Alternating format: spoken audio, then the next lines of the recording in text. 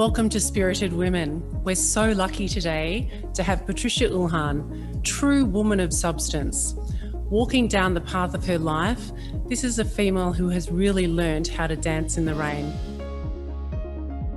With Patricia, we rolled the dice and every number was a different subject, and we have gone through many topics from breasts, hair, men, children, business, clothing, adversity. I know that you're going to really enjoy the trials and tribulations of a true joyful woman. So Patricia, I want to talk to you today. I've heard you speak about your tombstone methodology and how you are choosing to live your life. Do you want to unpack that for me? Tell me how that came about and what you want on your tombstone at the end. What actually happened is I got very sick and I had all these tests and the doctors couldn't find anything wrong with me. So they sent me to a different type of doctor and he recommended that I see a life coach. The man I chose was based in London, and the first thing he said to me was, "What do you want to have written on your tombstone?" And I was so taken back because, as you know, we only have 4 or 5 words on a tombstone. And so I thought really quickly on my feet and I said, loving memory of Patricia, mother to 4 children, partner or wife to someone, perhaps changed the face of food allergies in Australia, and a dear friend to many people. And then he said to me, that is your priority for the rest of your life. So you prioritise your children, your family, your friends, and the foundation. And if you get invites to events and it's all insurmountable, you go back to those 4 things, and if they don't fit into that, you say no. And he was absolutely right. And since that day, every time I get an invite to something, if it doesn't fit into those 4 things, you just say no. And that frees me up with so much more time to do constructive things that really matter to me. And it is those 4 things. So I love the way that you've been able to sum that up so succinctly and then live each day, even managing your diary around what you want on your tombstone. Now Trish, what we're going to do now is we're going to play a game. We're going to roll the dice, and depending on what number comes up, depends on the topic that we chat about. So you're okay with that? Perfect. Let's go. Roll the die. So we've got a number 2, which is money. Tell me about your philosophy on money, how you've managed your finances, how you teach your children these kinds of things, and maybe even a little bit about how it's maybe helped you or hindered you over your life. I was raised in a middle-class family and there was never enough money to go around. And so financial independence to me was very important and still is. As a result, after I finished school, I went to University of Melbourne, I completed my Bachelor of Arts majoring in psychology, and I joined IBM. When I was 21, I bought my first house because my parents just drummed into us, just invest in real estate. Doesn't matter what it is, even if it's a bit dingy, that's probably better because you can add value to it when you sell it. So I did that. By the time I was 24, I bought my second house. I'd sold the first to buy the second, but a much bigger property in a nicer area. And then, so from that point on, I felt like for a single woman, I was already financially independent. Really, before 25, you'd set yourself up independently to be a financially independent I'd like to think so, yes. That was always my objective. Yeah. Always. When John passed away, and you were now in charge of a large organisation, what did you do? Well, how did you say, well, how am I going to take control of my financial situation today? Well, because he died so suddenly, I was asked to sit on the board to represent his interests. And I realised very quickly that this business needed money invested into it. So I invested the first $10 million into the business. Yeah. And then when they came to me for the second 10, I decided at that point it's time to sell. Yeah. This is my children's money. Yeah. He's not here to make more money. Yeah. So I have to make the most of what we've got. I started a 12-month campaign and got it out in the market that business was up for sale. I read how you simplified the portfolio, and you've talked about what you do with advice. Yes. Do you want to tell me a little bit about that? All I wanted to do was to make sure my children were financially protected. So the first thing I did is I set up what I now call the Ilhan Family Advisory Board, and it's all key people that advise me. So it's made up of a lawyer, a banker, my accountants, JB Weir, so that type of company as well. And everyone sits around a table once a quarter and everyone looks at each other face to face and we discuss my portfolio. And the objective being that no one can say, I didn't hear that or I didn't know that. Everything's out on the table. And so the point that I'd like to make there is, as advice to other people who perhaps might be in the same situation as me, I think you should hire the best experts that you know, that you can afford. And you know, that might not be the top one, but whatever it is you can afford, hire them and then listen to them. There's no use having them there advising you if you're not going to take into consideration what they're advising you to do. Although you are a very secure person, we've talked about female security before. Yes, yeah. And I think too, and I know I've been guilty of this during my life, and I don't think I am so much anymore, that sometimes as a female in business, and you are a businesswoman, you feel that you have to be everything to all people. Yes. Until you develop that sense of security where it's okay to say, hey, I don't know how to do that. But generally speaking, women are nurturing just by nature. That's how we were made. So we're going to take care of our children. We want a clean house because we want to live comfortably. So we end up doing all of that.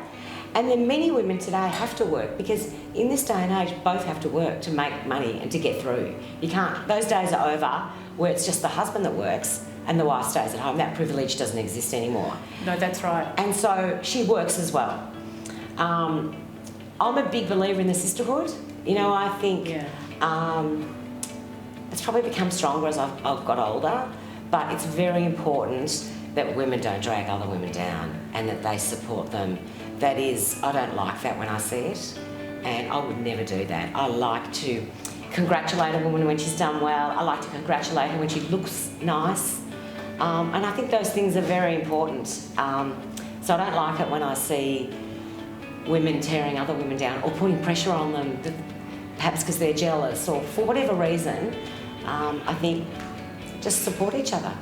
Okay, Trish, I'm going to get you to roll the die again. Let's do it. Okay, so we have a 3. We're going to talk about body. Okay. Now, Trish, your body has done amazing things. It's had 4 children. Yes. Tell me a little bit about your body journey over the last couple of years. 2.5 years ago, I was diagnosed with breast cancer, purely because I have regular checks. It was a mammogram, an ultrasound, and it picked it up. I was literally in the hospital that afternoon, straight through for a biopsy. And to cut a long story short, it resulted in a mastectomy of one of my breasts. The other one was tested and it was clear. But the reconstruction, but the reconstruction didn't really work for me. So we're 2.5 years down the track. Next year we're doing third time lucky to see if it will work. And it doesn't work because as the skin stretches, mine tears because the skin's so thin. So we're going to give it one more go, third time lucky, and if it works, wonderful, and if it doesn't, then I'll have to accept that. Tell me a little bit though, and we've spoken about this before, how expensive it is for women to actually have a reconstruction. What happened to you when you found out that whole week? What happened with the money? So that first week, when I was told I needed reconstruction, I went to a plastic surgeon who is an amazing plastic surgeon, and he told me that it's $15,000 per breast to have it reconstructed. Luckily, I only needed one, but I find that amazing that if a woman is not prepared to spend $30,000 on the spot for 2 breast reconstructions, they just leave the hospital completely flat. Thanks for coming. I believe reconstruction should be part of it. It should be covered. And I know it's probably an issue of money because there are so many, one in every 8 women is being diagnosed with breast cancer. So there's a huge cost to the private health system, and I understand that. But I have been told on numerous occasions that if a man has testicular cancer, they cover reconstruction of the testicle. And I find that outrageous, and I would like to see that changed.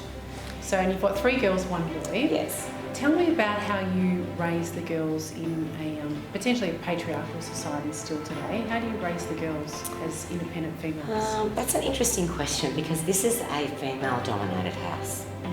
So I have a 13-year-old son, and he's the last, so he just goes with the rest of the family. All my girls at university, I expect them to all be financially independent. I've never led them to believe that there's going to be money for them or a handout. I say if the money comes, it's a bonus, but you need to be able to survive on your own. If something goes wrong and we lose it all, you need to be able to put food on the table for your children. If they want anything, they work. It's out of their pockets. Yeah, and they work 8-hour days nannying for other families locally near where we live, and I think that's a good thing. One of my favourite lines in a Rudyard Kipling poem, if you can meet with triumph and disaster and treat both those imposters just the same. I feel like your family life, that's how you live. You know, we have some triumph, we have some disaster. Yeah. But for some reason, we just get on seem with it to be able to carry on. And I always say, you know how people say life is short? Sometimes life is a really long time and bad things happen. Your level of happiness from that point on is completely determined by how you react to the bad thing that's happened. So I had two choices. I could have, I had a 10-month-old, got, 6-year-old, 8-year-old, 9-year-old. So I could have, one choice is I could have just stayed in bed and felt sorry for myself. The second choice is to get up, get on with it. And I actually was forced to do that because I had to drive them to school and pick them up. And I chose the latter. And I thought I could make a difference. And then that's what led me even more so into the foundation. Tell us about the Allergy Foundation, how it started, what you know about allergies. I'm really interested because you have a lot of information. So it's my third daughter, Jada, that's anaphylactic to tree nuts, which means if she ate anything other than a peanut, it would kill her. And we realised at the time that nothing was being done in this field. It was 18 months wait to see a specialist. There was no education in schools. There was no reason. State government wasn't doing any research. And we felt we were given this child for a reason. And we should do something about it. We were lucky enough, John had a profile. We had to make something of this. So we established the Australian Food Allergy Foundation, and that has now been running for 12 years. We've raised over $3 million.